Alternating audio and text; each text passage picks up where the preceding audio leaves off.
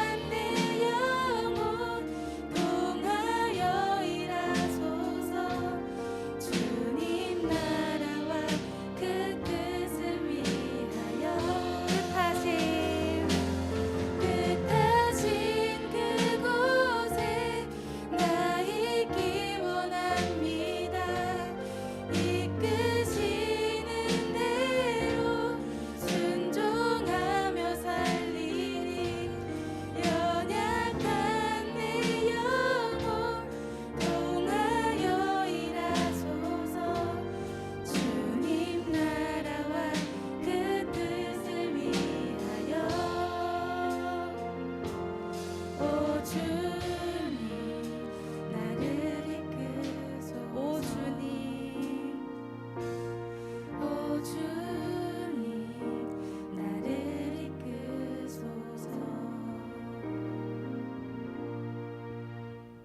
저희 주님 말씀하시며 정말 저희가 순종하며 나아갈 수 있는 믿음에 대한 마음을 또 주님께 구하며 이어서 찬양하겠습니다.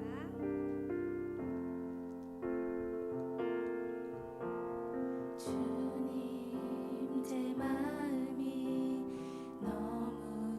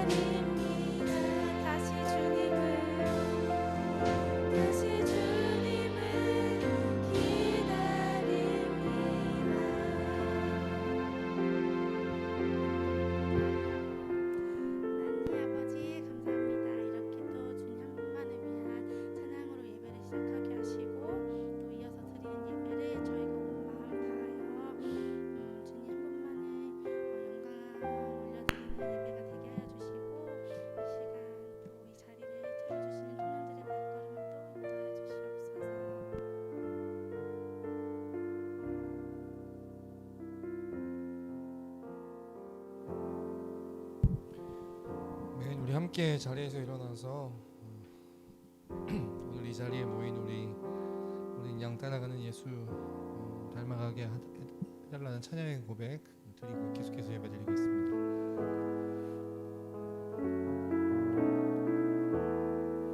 오늘 이 자리에 모인 오늘 이 자리에 모인 어린 양 예수 따라가는 우리 되게 하소서. 성령의 충만한 임재 안에 어둡던 우리 눈 밝아져서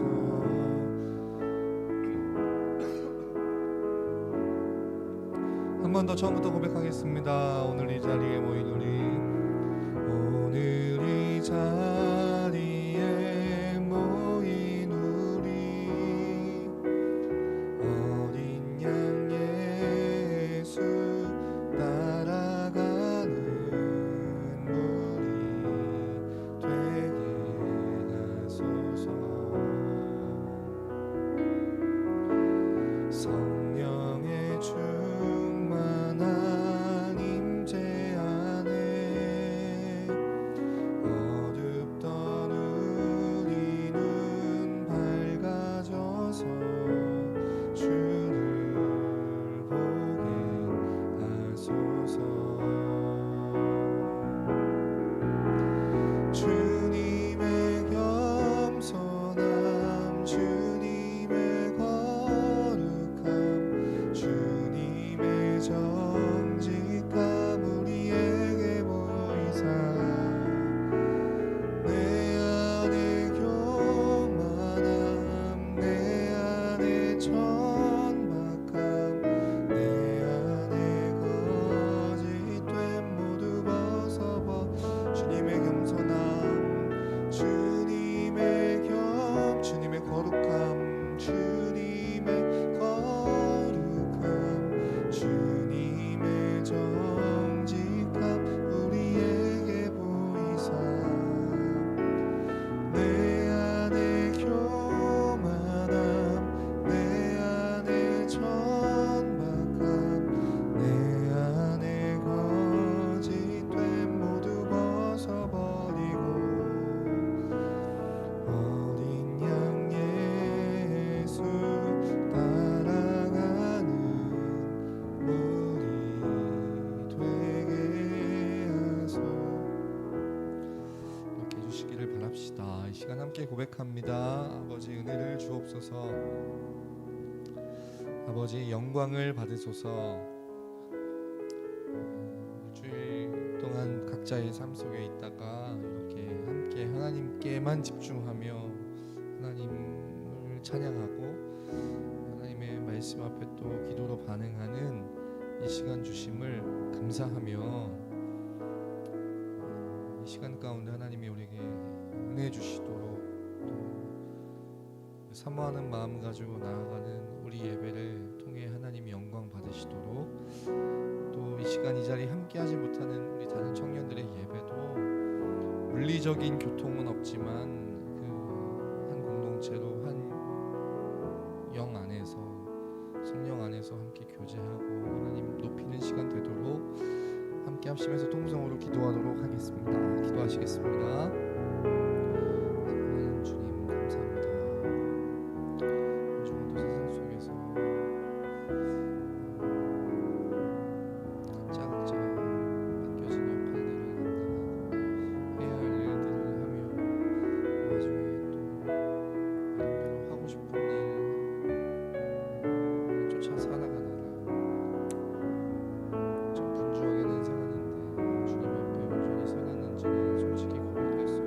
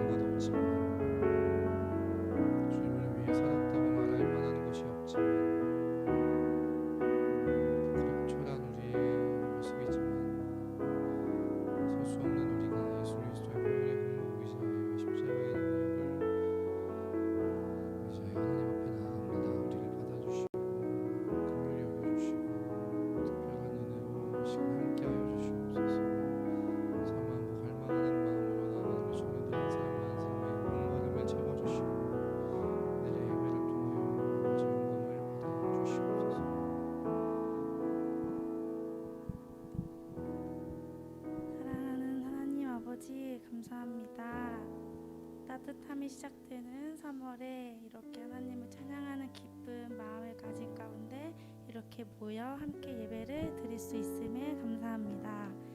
하나님을 믿고 살아가는 저희 모두는 하나님이 인도하시는 길에 순종하며 그 길을 걸으며 살아가기를 소망합니다.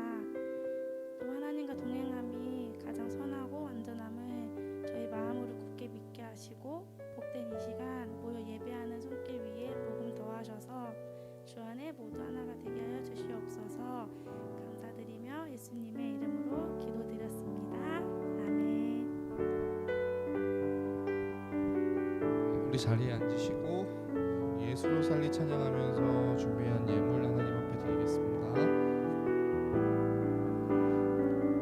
나의 삶은 내 주, 나의 삶은 내 주, 예수의 것이니 내 생명 나의 예수로 살리 내 모든 것 내 주 예수의 것이니 내 전부 되신 예수로 한 번 더 고백합니다. 나의 삶은 내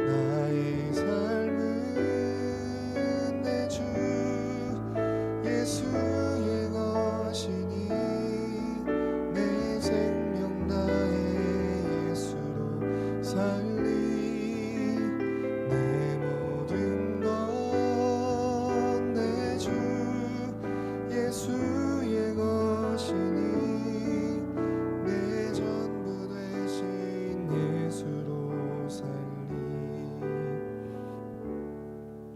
아멘.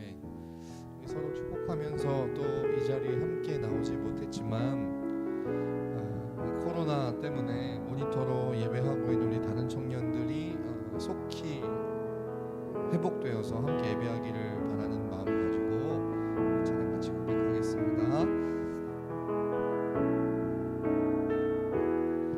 하나님의 사랑이 당신의 삶 가운데 가득하기를 축복합니다.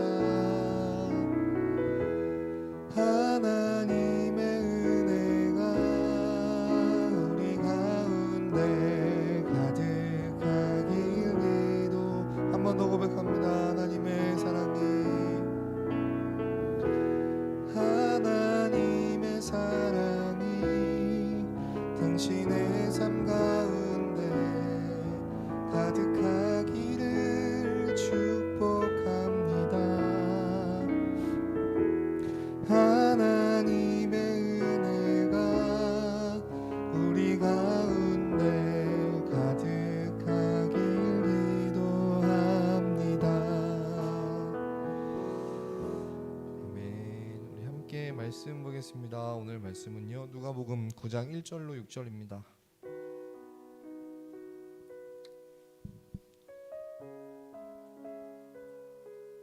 누가복음 9장 1절로 6절 말씀입니다.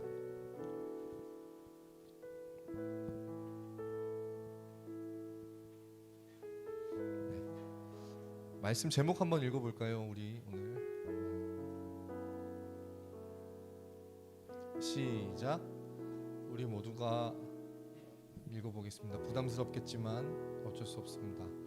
네, 한번 다 같이 설교 제목 한번 읽어보겠습니다. 시작. 선교사입니다. 네, 말씀 한번 읽어보겠습니다. 시작. 예수께서 12제자를 불러 모으사 모든 귀신을 제어하며 병을 고치는 능력과 권위를 주시고 하나님의 나라를 전파하며 앓는 자를 고치게 하려고 내보내시며 이르시되 여행을 위하여 아무것도 가지지 말라. 배낭이나 양식이나 돈이나 두버릇을 가지지 말며 어느 집에 들어가든지 거기서 머물다가 거기서 떠나라. 누구든지 너희를 영접하지 아니하거든 그 성에서 떠날 때 너희 발에서 먼지를 떨어버려 그들에게 증거를 삼으라 하시니 제자들이 나가 각 마을에 두루다니며 곳곳에 복음을 전하며 아멘. 우리 모두가 선교사입니다. 믿으십니까? 여기 있는 우리 모두가 또 온라인으로 예배하는 우리 청년들 한 사람 한 사람이 선교사입니다. 왜냐하면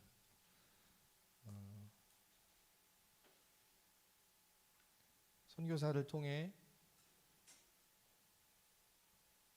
우리가 예수님을 알게 되고 믿게 되었기 때문입니다. 예수님을 알게 되고 믿게 된 사람들은 그래서 예수님을 믿는다는 것이 얼마나, 예수님을 알게 되는 것이 얼마나 큰 은혜인가를 깨닫는 사람들은 따라하겠습니다. 전하지 않을 수가 없다. 왜 그럴까요? 왜 그럴까요? 말씀의 결론인데요. 예수님의 은혜를 깊이 깨달으면 깨달을수록 직면하게 되는 것이 한 가지가 있는데, 그게 뭐냐면 예수님의 은혜가 크다고 느끼면 느낄수록 그만큼 우리의 죄가 얼마나 큰가를 우리는 소스라치게 놀랄 만큼 깨달을 수밖에 없습니다.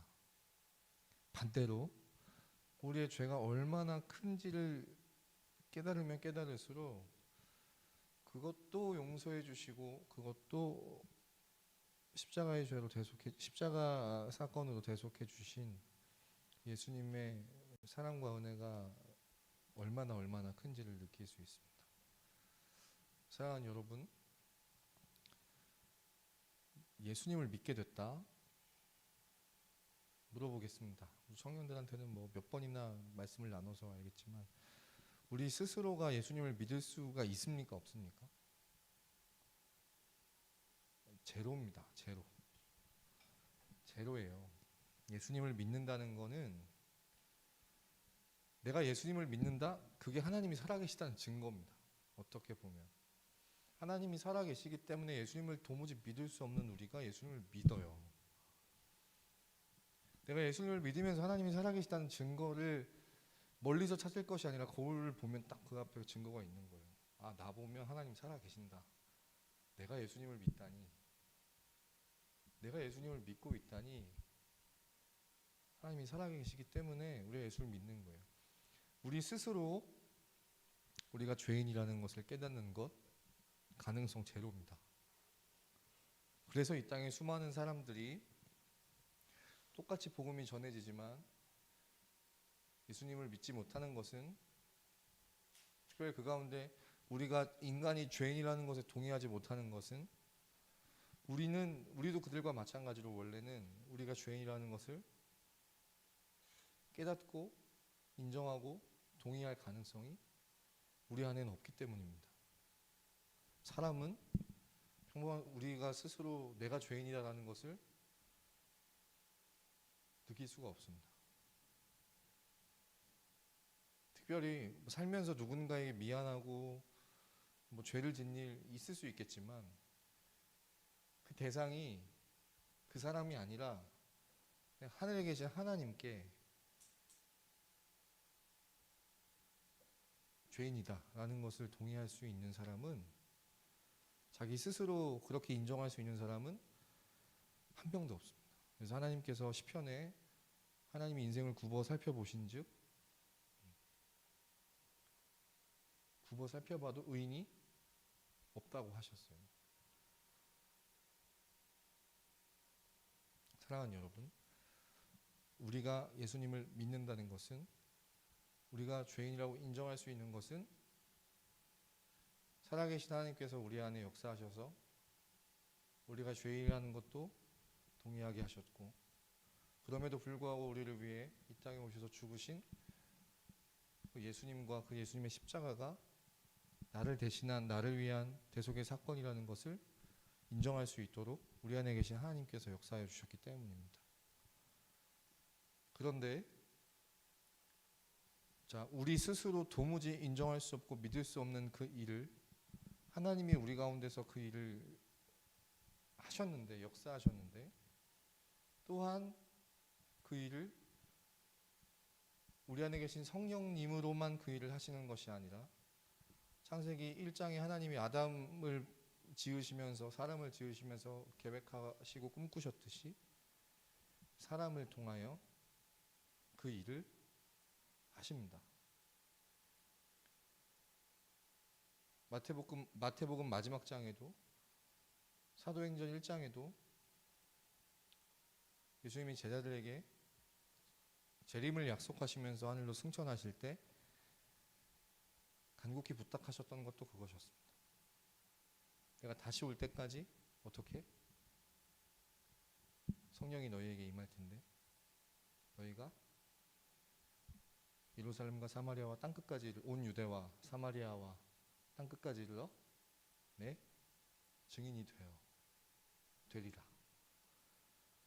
예수님의 증인으로 살라고 말씀하셨고, 그렇게 예수님의 증인으로 살겠다고 고백한 사람들은 정말 땅끝까지 이르러서 그 복음을 전했고, 그 전해진 복음 가운데 그 내주하고 계신 성령님의 도움을 따라 그 말씀에, 그 전파에, 그 증언에 반응한 사람들이 전 세계 각지에서 예수님을 믿게 되고 복음을 접하게 된 겁니다. 우리 안에 우리 스스로 예수님을 알게 되고 믿을 가능성이 전혀 없는데, 먼저 믿고 그 은혜를 전하지 않을 수 없는 사람들이 어딘가에서 전했기에 전하는 그 소리를 듣고, 믿음이 들음에서 나기 때문에 그 전해진 그 소리를 듣고 그 복음에 반응해서 우리 안에 계신 성령님의 도우심을 따라 여기 있는 우리들이 예수님을 믿게 된 겁니다. 아멘입니까?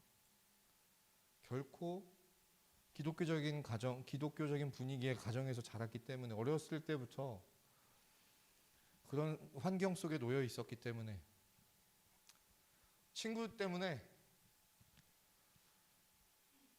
뭐 어떻게 살다 보니까 그렇게 돼서 예수님을 믿을 수가 없다니까요. 여기 있는 사람들 몇 면을 봐도, 여기 앞에 있는 저를 봐도 그렇겠지만 참 하나님 은혜입니다. 여기 계신 여러분들이 예수님을 믿는다는 것은 정말 놀라운 은혜, 하나님 살아계시다는 증거인 거예요. 여러분 한 사람 한 사람이. 여러분,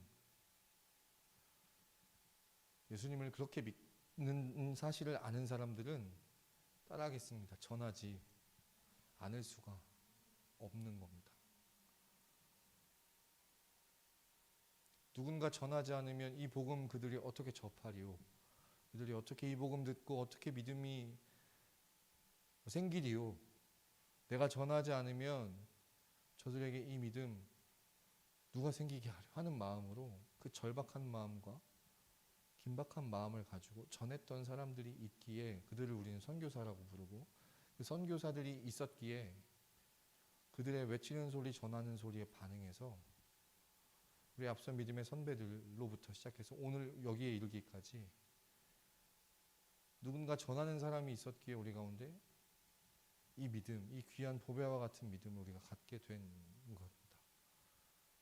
다시 한번 따라하겠습니다. 전하지 않을 수가 없는 겁니다.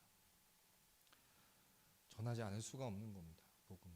사랑하는 여러분, 오늘 말씀을 보시면 예수님께서 누가복음 8장에 구원자로서의 모습을 확실하게 보여주시죠. 풍랑이라고 하는 위기에서도, 군대만큼이나 수많은 귀신 들린 그 사람에게서도,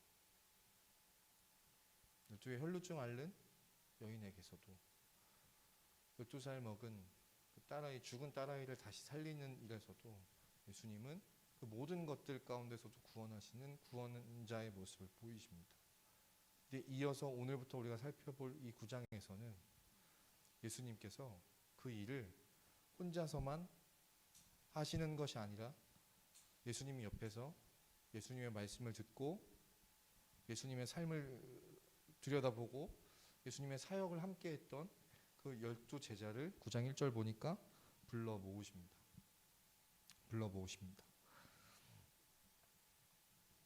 그러면서 하나님 나라가 어떤 성격인지 보여주시고, 하나님 나라가 어떤 것인지 보여주시고 말씀해 주시고, 하나님 나라를 위해서 이 제자들에게, 12제자들에게 어떤 일들을 맡겨 주십니다.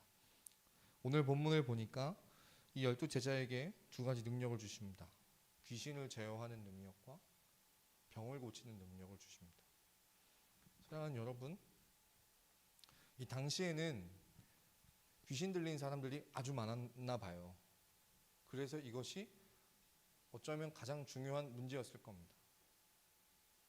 오늘날에도 뭐 귀신이 들려 있냐 안 들려 있냐 그래서 뭐 그런 이야기를 하는 것이 아니라 이 당시에는 이 사회적으로 이런 사람들이 아주 많았나 봐요. 그리고 그것이 모든 그 집집마다 굉장히 큰 아픔이었고 사회적으로도 아픔이었나 봐요. 그래서 예수님은 이 귀신 들린 자들을 쫓아내시는 사역을 하셨대요. 그리고 당시 뭐 의학으로서도 고칠 수 없는, 워낙 지금보다 훨씬 열악했을 거 아닙니까? 특별히 가난한 그 빈곤층에서는 훨씬 더 그랬을 거 아닙니까? 그래서 예수님은 그런 사역을 하셨대요.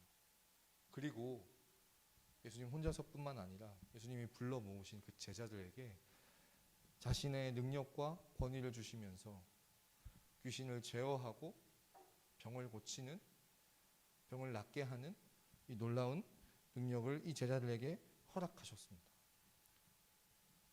이 후반부에 보면 알겠지만 제자들이 귀신을 쫓아내고 병을 고치고 자기들이 놀래요. 자기는 평범한 사람이었는데 어떻게 보면 예수님, 오늘 이 본문에서 예수님이 그런 능력을 주셔서 능력을 받고 권위를 받고 사역을 하면서 귀신을 쫓아내고 병을 고치고 하니까 자기들도 놀래요. 신나요. 예수님한테 와서 이야기해요. 진짜 귀신도 쫓겨나고요. 병도 고쳐졌어요. 진짜 예수님이 우리에게 주신 능력으로 그렇게 됐어요. 막 신나서 까불어요. 까분다는 표현은 그렇지만 아무튼 되게 들떠 있어요. 이들에게는 초점이 어쩌면 귀신을 쫓아내고 병을 고치는 것이 초점이었을지 몰라요. 그렇죠? 이런 현실적이고 실제적인 문제가 초점이었을지 몰라요. 정말 눈에 보이는 그런 문제 해결 얼마나 신나고 들떴겠어요. 여러분, 우리에게도 그런 일이 있잖아요. 정말 해결되어야 하는, 좀 하나님이 개입해 주셔야 되는, 간섭해 주셨으면 좋겠는 그런 문제들이 각자에게 있을 거란 말이에요. 근데 그게 정말 그때마다 해결되고 막 극복이 되고 이렇게 되면 우리가 얼마나 신나겠어요. 제자들처럼. 진짜 예수님의 능력으로, 예수님 우리에게 주신 권위로 그렇게 되던데요. 내일뿐만 아니라 그 문제로, 그 어려움으로 고통받고 있는 다른 사람들의 문제와 어려움들을 내가 해결해 준다. 예수님의 능력으로, 예수님의 이름으로. 얼마나 신나겠어요. 얼마나 들뜨겠어요. 내가 예수님이 얘기하시거든요. 그런 걸로 기뻐하지 마라. 그거는, 따라하겠습니다, 하나의 도구다. 수단이고 도구인 거예요. 물론 그 일도 되게 중요한 일이지만 예수님께서 이 당시에 오셔서 아까도 얘기했지만 귀신을 쫓아내신 일은 이게 그 당시 수많은 가정도, 수많은 뭐 사회적으로도 아픔이었기 때문인 거예요. 그 문제를 해결해 주시면서 그들에게 무엇을 맛보게 하시려고? 하나님 나라가 이런 거야. 이런 귀신들이, 어두운 귀신들이 자리할 곳이 없는 곳이 하나님 나라야. 질병을 고쳐주시면서 단지 그 병만 고쳐주시는 것이 아니라 그 병 고침을 통해서 하나님 나라를 맛보게 하시는 거예요. 그래서 여러분 8장 1절에 보면 어땠습니까? 그 병 고침을 받았던, 귀신 쫓아감을 경험했던 수많은 여인들이 예수님을 자신들의 있는 것으로 도왔다고 기록되어 있잖아요. 힘껏 예수님을 따라다니며 예수님을 도왔다고 고백하잖아요. 하나님 나라를 맛본 사람들이 예수님의 사역을 도왔다고 기록되어 있잖아요. 이 땅에서 하나님 나라를 맛보게 하는 것이 예수님의 의도요 목적이었어요. 그 일을 이제 제자들에게도 맡기신 거예요. 뭐뭐 주셨다? 귀신을 제어하는 능력과 권위, 병을 고치는 능력과 권위를 예수님 제자에게 주신 거예요. 왜 주셨다고요? 병도 고치고 귀신도 쫓아내서 뭐 하라고? 하나님 나라를 전파하라고. 사랑하는 여러분, 하나님 나라가 왔다. 하나님 나라가 이 땅에 임했다. 이미 이 땅에 왔다. 아직 완성되진 않았지만 이미 임한 그 하나님 나라를 전파하는 것. 이 당시에는 무엇을 통해서? 귀신을 쫓아내고 병을 고치는 일을 통해서. 그렇게 하나님 나라를 전파하는 사람들을 선교사라고 하는 거예요. 그 선교사들을 통해 우리가 믿게 되었고, 그 믿음을 받은 사람들은 이제 우리가 그 바통을 넘겨받아서 우리 각자도 그런 선교사의 삶을 살아야 하는 거예요. 왜요? 그 선교사의 삶이 없었다면, 선교사의 전파와 선포가 없었다면 내가 예수님을 믿었을 가능성이 전혀 없습니다. 그들을 통해서 내가 예수님을 믿게 되었습니다. 이 귀한 복음을 내가 선교사들의 헌신과 섬김을 통해서 믿게 되었습니다. 이제 나도 그 복음을 전할 수밖에 없는 거죠.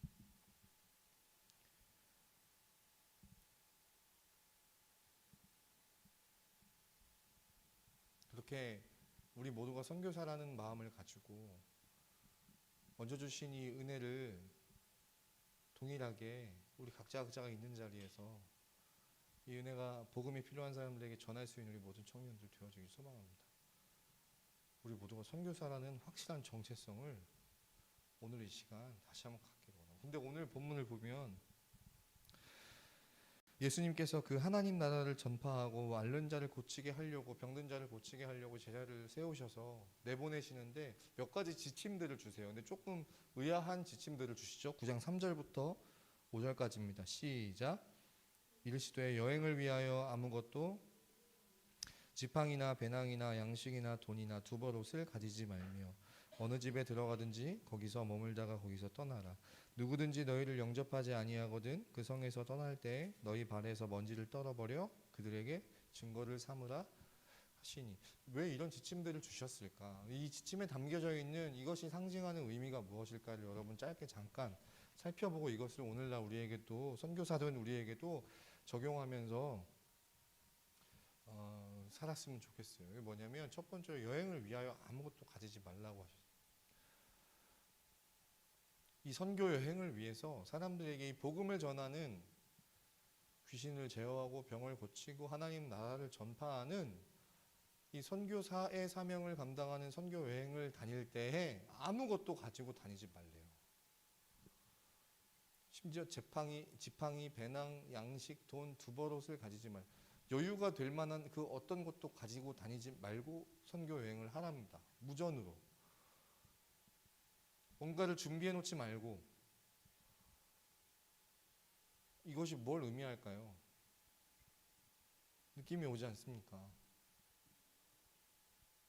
일용할 것만 딱 준비해서, 일용할 양식만 허락하시는 그 하나님만 의존하고 이 여행을 해야 된다는 거예요. 여러분, 우리 모두가 선교사입니다. 우리 인생 자체가 이 선교 여행의 삶이에요. 선교사에게 노후 준비란 없습니다. 청년 여러분, 세상에서 이야기하는 것과 너무너무 비현실적인 이야기라고 느낄지 모르겠지만 여러분, 선교사에게 노후 준비란 없습니다. 노후에 먹고 마실 것 미리 준비해놓고 쟁여놓고, 그것은 선교사와는 거리가 먼 삶입니다. 예수 믿는 사람에게는 노후 준비란 없습니다. 일용할 양식 주시는 그 하나님만 의존하고 맡기신 사명을 감당하라는 그 말씀이 누가복음 9장 3절에 너희는 아무것도 가지지 말라. 지팡이도 배낭도 양식도 돈도 두벌옷도 가지지 말고, 그 무언가 예비해놓고 준비해놓고 선교 여행을 하는 것이 아니라, 선교사의 사명을 감당하는 것이 아니라, 복음을 전파하는 것이 아니라 내게 있는 것이 매일매일 공급하시는, 그때마다 채워주시는 그 하나님을 경험하면서 그 하나님 앞에 그 필요를 채워주시는 그분만 의존하면서 맡겨진 사명을 감당하라는 예수님의 말씀입니다. 특별히 지팡이를 가지지 말라는, 이건 뭐 너무 길어져서, 마가복음에 보면 똑같은 본문이 있는데 거기는 지팡이를 가지고 가라 그래요. 거기는 지팡이를 가지고 가라는데 똑같은 본문이 여기는, 그리고 마태복음에는 지팡이도 가지지 말라 그러거든요. 자, 마가복음에 나오는 지팡이를 가지고 가라는 거는 다른 의미가 아니라 마가는 뭘 보여주고 싶었냐면 여러분 출애굽할 때 누가 출애굽기 15장을 보면 유월절이 딱 지나고 나서 너희는 유월절 끝에 이렇게 먹으라 그래요. 지팡이를 들고 서서 급하게 먹으라고. 그렇게 급하게 먹는 그 퍼포먼스가 뭐였냐면 출애굽했다는 것을 의미하는 거예요. 그러니까 마가가 너희가 지팡이를 들고 가서 복음을 전하라고 이야기했던 건 뭐냐면 지금 너희가 하려고 하는 것이 새로운 출애굽인 거야. 지금 이 이스라엘 백성들이 아직 애굽 땅에 갇혀서 구원받지 못한 그런 지금 포로와 같은 삶을 살고 있어. 근데 여기서 하나님 나라, 예수님이 말씀하신 그 하나님 나라가 선포되고 전파되면 그들이 마치 애굽에서 출애굽되고 나가는 것처럼 구원받는 것처럼 이 사람들도 이렇게 하나님 나라 이미 임한 그 하나님 나라를 접하고 믿게 되면 그런 출애굽의 삶을 살게 될 거야. 이것을 보여주고 싶어서 마가는 지팡이를 가지고 다니지 지팡이만 가지고 가라 그랬거든요. 근데 여기 마태복음, 누가복음에서는 지팡이를 가지고 가지 말래. 이건 뭘 보여주고 싶으냐면 죄송해요. 이때 이 당시에는 여러분 그리스 철학 뭐 이런 거 있잖아요. 그런 게 유명했잖아요, 그죠? 철학자들이 많았대요. 철학자들이 많은데 이 당시에 이 문화가 어땠냐면 철학자들이 노상으로 다니면서 논쟁하고 서로 대화하고 막 이랬다는 거지. 응? 그런 철학자들이 있었대요. 근데 이 철학자들이 어떤 스타일들이었냐면 지팡이 들고 이렇게 다니면서 사람들하고 이야기하고 논쟁하고 토론하고 그러면서 뭔가 좀 뭐 가르침이 필요를 얘기하는 사람들한테는 그 가르침을 전파하고 자기의 막 지식을 이렇게 나눠주고 그리고 나서 그들에게 사례도 받고 뭐 이렇게 살았대요. 철학자들이 당시 노상에서 그런 사람들과 다르다는 차별성을 위해서 단순히 어떤 철학자 그 당시 그리스 철학자들과 다른 하나님 나라를 선포하고 전파하는 그런 선교사적인 모습을 선교사로서의 그런 외적인 모습을 위해서 차별성을 위해서 아무것도 가지고 다니지 말라고 한 거예요. 심지어 마가와 달리 지팡이까지도. 지금 마태와 누가는 그것을 강조하고 싶은 거예요. 이 하나님 나라의 차별성. 단순히 사람의 철학과 뭐 이런 논리와 이것과는 전혀 다른 예수님이 말씀하셨던 그 하나님 나라의 선포와 전파를 위해서 지금 제자들에게 이렇게 다니라고 하는 겁니다. 결론을 처음에 다 이야기를 해버렸기 때문에 뒤에 이 이야기들이 전혀 흥미가 없어 보이지만 그래도 끝까지 하겠습니다. 4절 보면요. 어느 집에 들어가든지 거기서 머물다 거기서 떠나라고 되어 있어요. 선교를 위해 복음 전파를 위해 하나님 나라의 전파를 위해서 어느 집에 들어가서 설교하다가 거기 있다가 저쪽 집 갔다가 이쪽 집 갔다가 이쪽 집 갔다가 하지 말래. 거기서 머물다가 그냥 거기서 떠나래요. 이게 무슨 의미냐면 그 집에서 전하다가 옆집에서 참 좋은 얘기네요. 근데 여기는 좀 환경이 열악하니까 우리 집이 조금 괜찮으니까 우리 집으로 오시죠. 그래서 그쪽 집으로 넘어가서 또 그쪽 집에서 이야기하면 이쪽 집에 있던 사람이 속상할 거 아니야. 좀 유치해 보이지만 진짜 그렇대요. 그렇게 옮겨 다니면서 복음을 전하게 되면 분명 어느 집에 있는 사람은 특별히 가난하고 좀 환경이 좋지 않은 사람은 복음을 접할 기회도 적어지거니와 마음이 상할 수 있기 때문에 그래서 어느 집에 가리지 말고 그 집에 딱 들어가서 끝까지 복음을 전하고 그 집에 머물다 그 집에서 떠나라는 거예요.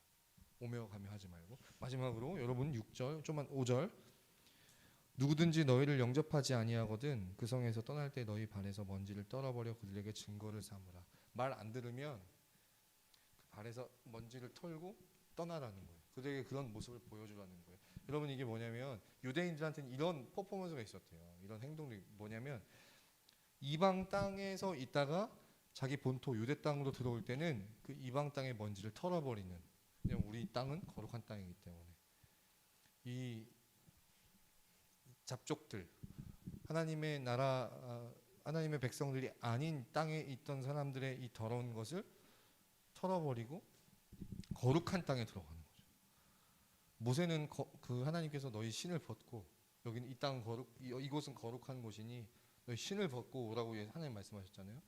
이스라엘 백성들은 이방 땅에 있다가도 다시 들어올 때 본토로 들어올 때 신발을 털어버린. 그러면 지금 여기서 이 너희를 영접하지 않으면 이 하나님 나라의 복음을 영접하지 않는 사람들 앞에서 이런 퍼포먼스를 보이라는 것은 지금 그 영접하지 않는 사람들을 무엇으로 여기겠다는 이야기입니까? 혈통은 유대인일지 몰라도, 혈통은 아브라함의 자손일지 몰라도 그게 중요한 게 아니라 하나님 나라, 그 예수님, 그 복음을 영접하는 사람이 참 하나님 나라의 백성이라는 거죠. 혈통의 문제가 아니라 영접하느냐 영접하지 않느냐, 그렇게 여기라는 것이에요. 유대인이라도 하나님 나라 예수님에 대해서 영접하지 않는 사람이라면 너는 혈통 유대인일지 몰라도 이방인이야 라는 것을 보여주도록 너희 발에서 먼지를 떨어버려 그들에게 그 증거를 삼아주라는 겁니다. 교회를 오래 다녔냐, 어렸을 때부터 지금까지 뭐 교사냐, 뭐 봉사하고 있냐, 그게 하나도 중요하지 않아요. 교인이든 심지어 전도사든 직분이나 그런 게 중요한 게 아니라 뭐가 중요하다는 겁니까? 예수님의 이 복음과 하나님 나라 영접했느냐 하지 않았느냐. 영접하지 않은 사람은 이방인이라는 거죠. 사랑하는 여러분, 할 말이 없어서 계속 사랑한다 그런 게 아니라 진짜 진심으로 사랑합니다. 사랑하는 여러분, 이렇게 복음을 전한 선교사들이 있었기에 노후를 준비하지 않고, 뭔가를 예비하고 준비하지 않고 예수님이 부탁하신 그 말씀 그대로 찬양으로 고백했잖아요. 주님 말씀하시면 내가 나아가고, 주님 멈춰 서라면 내가 멈춰 서겠습니다. 뜻하신 그곳에 내가 있겠습니다. 온전히 그 뜻에 순종했었던 이 제자들로부터 오늘날까지 누군가 전하지 않았으면 내가 이 복음 어떻게 듣고 내가 어떻게 예수님 믿었겠냐고, 그 내 죄로 인해서 더 크게 느껴지는 그 예수님의 은혜에 감격해서 아무것도 준비하지 않고 아무것도 예비하지 않고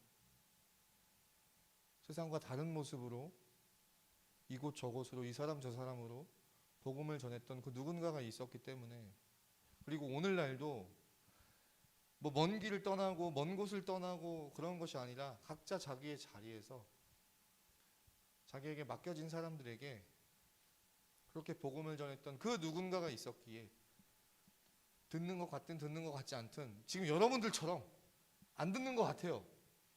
그러나 안 듣는 것 같은데 그래도 전하는 그 누군가가 있었기에 그 복음이 어느새 내 안에 심겨지고 어느새 내가 그것에 반응하게 되고 우리 안에 계신 성령님께서 그것을 힘써 믿게 해주심으로 여기 있는 우리들이 예수님을 믿게 되었습니다. 진짜 예수님을 믿게 되었다면 이제 우리는 영원한 삶이 우리 앞에 기다리고 있는 거예요. 여러분, 육체적인 죽음은 잠깐 있을지 모르겠지만 우리는요 영원한 생명을 가진 사람들입니다. 놀랍지 않으십니까? 저는 이 사실을 기억할 때마다 특별히 미안해요 자꾸 이런 얘기해서 가온이를 보면요 너무 행복해. 쟤만 예수 믿으면 저는 영원히 가온이와 함께 삽니다. 놀랍지 않으십니까? 돌아가신 저희 아버지를 생각하면 저희 아버지는 예수님 믿었을 거예요. 믿었을 겁니다. 우리 영생을 얻으셨겠죠? 나만 예수 믿으면 돼요. 그럼 지금은 잠깐 못 보지만 여러분 영원히 아버지 평생 보며 살 수 있습니다. 여러분, 제가 영생을 얻었다는 것이, 구원을 받았다는 것이 얼마나 감사한지 몰라요. 이게 실제가 되면 이게 얼마나 감격이 되는지 몰라요. 부담스럽긴 하지만 그 구원받은 사람들, 그 영생을 얻은 사람들 따라하겠습니다. 전하지 않을 수가 없다는 겁니다. 우리 모두가 선교사라는 겁니다. 먼 나라로 가서 그런 이미지를 버리시고 여러분들 각자 삶의 자리, 삶의 현장, 여러분들을 예수님께서 이렇게 부르시고 보내시는 거예요. 예수께서 지원이를, 진주를, 혜영이를, 하나를, 예나를, 인용이를, 너 이름 뭐지? 병철이를, 유진이를, 여기 없는 종원이를, 한나를, 홍이를, 또 누구 있습니까? 윤성이를, 또 누구 있어요? 응? 크게 건이기를, 권중이를 빨리 불러보세요. 빨리. 현주를, 진주를, 민주를, 네, 현주를, 민주를, 또 누구 있습니까? 다 불러보세요. 빨리. 동호를 빨리 불러봐. 혜미를, 또 누구 있죠? 불러 모으사. 지금 이 시대에 예수 믿지 못하는 사람들 가운데 있는 각자에게 있는 그 어려움과 아픔들을 제어하며 고치는 능력과 권위를 주시며 하나님의 나라를 전파하며 앓는 자를 고치게 하려고 내보내시며 여러분이 내보내심을 받은 여기 있는 우리 한 사람 모두가 선교사인 겁니다. 우리가 전하지 않으면 우리 곁에 맡기신 그 사람들이 죽을 때까지 복음을 못 들을 수도 있습니다. 내가 전하지 않으면 이 복음 저 사람이 어떻게 들으리요 하는 마음으로 가는 겁니다. 어떻게 들으리요 하는 마음으로 가는 겁니다. 나를 통해 이 사람에게 복음 전하게 하시려고 하나님이 나를 이 자리로 내보내셨는데 이 믿음 가지고 이 복음 전하는 겁니다. 마지막으로 한 번 더 고백하겠습니다. 우리 모두가 선교사입니다. 이 믿음 가지고 주님 우리에게 부탁하신 이 말씀 우리 가슴에 새기고 한 주간도 은혜의 감격으로 어쩔 수 없는 것이 아니라 감격에 차서 전하지 않을 수가 없어서 선교사의 삶을 살아갈 수 있는 사랑하는 모든 청년들 되어지기를 간절히 소망합니다. 지금 함께 기도하겠습니다. 사랑하는 여러분, 예수를 믿는다는 것은 주님과 함께 하나님의 나라에서 영원히 사는 것을 의미합니다. 여러분, 그 놀라운 삶을 우리가 지금 상상도 할 수 없는, 상상도 안 되는 그런 삶을, 그런 영생을 너무 우리가 거저받아 버려가지고 그래서 이게 감격이 안 되는데 그 엄청난 선물을 우리가 받았습니다. 벌써 여러분 이 구원의 감격을 누리시기를 바랍니다. 좀 누리시기를 바랍니다. 누리면서 그 엄청난 선물 주신 하나님 앞에 감사하는 마음과 더불어 누군가 나에게 이 복음 끝까지 듣지 않으려고 하는 나 붙잡고 이렇게도 전하고 저렇게도 전하고 전하지 않았으면 내가 이 복음 어떻게 듣고 내가 어떻게 믿었으리요. 나에게 맡기신 그 누군가를 위해 내가 전하지 않을 수가 없다. 내가 선교사다. 사랑하는 여러분, 이 마음 가지고 이번 한 주간 평생의 삶을 살아갈 수 있도록 함께 하나님 앞에 감사하며 기도하도록 하겠습니다. 기도하시겠습니다.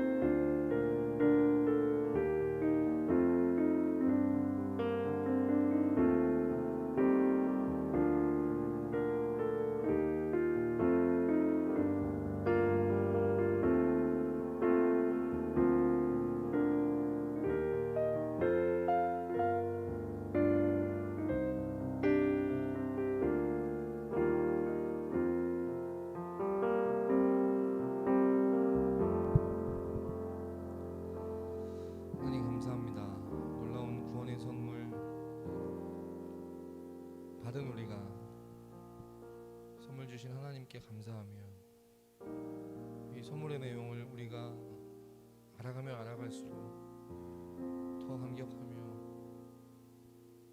이 기쁨을, 이 복을 누리며 살아가는 우리 모든 청년들 다 되게 하여 주시옵소서.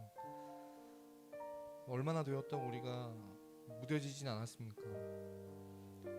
우리가 얼마나 되었다고 이 구원의 감격을 다 잊어버리고 살고 있지 않습니까? 구원이 얼마나 놀라운 것인지 깨닫게 해주셔서,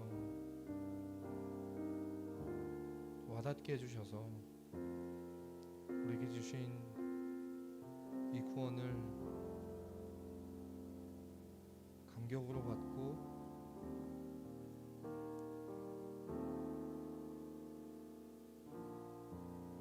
주님 앞에 이 기쁨과 복을 누리며 살아가는 우리 모든 청년들 다 되게 하여 주시옵소서. 하나님 아버지, 이 구원의 감격을 누리는 가운데 이 복음 전해주는 자 없었으면 내가 어떻게 이 복음 받았으리요, 이 믿음을 어떻게 받았으리요 하는 마음 가지고 전하지 않을 수가 없는 그 구령의 열정으로 우리 한 사람 한 사람을 보내신 그 자리에서 선교사의 삶으로 사명 가지고 살아갈 수 있는 우리 모든 청년들 다 되게 하여 주시옵소서. 어떤 것을 얻고 더 많이 취하는 것으로 삶의 목표를 삼고 더 짜릿하고 더 즐겁고 더 재밌는 삶을 위하여 살아가는 것을 우리의 삶의 목표로 삼지 않고 남들이 하는 것만큼, 아니 남들이 하는 것보다 더 많이 먹고 누리고 즐기는 것으로 우리의 삶의 목표를 삼지 않게 하시고, 준비된 것 없어도 소유한 것 많지 않아도 영원한 예비되어져 있는 영원한 삶 앞에 이 땅에서 이 복음을 전하는 일에 우리 온 힘과 정성을 다하는 선교사로서 살기를 우리의 삶의 목표로 삼는 지혜로운 우리 모든 청년들 다 되게 하여 주시옵소서. 감사드리고 예수님의 이름으로 기도했습니다. 아멘.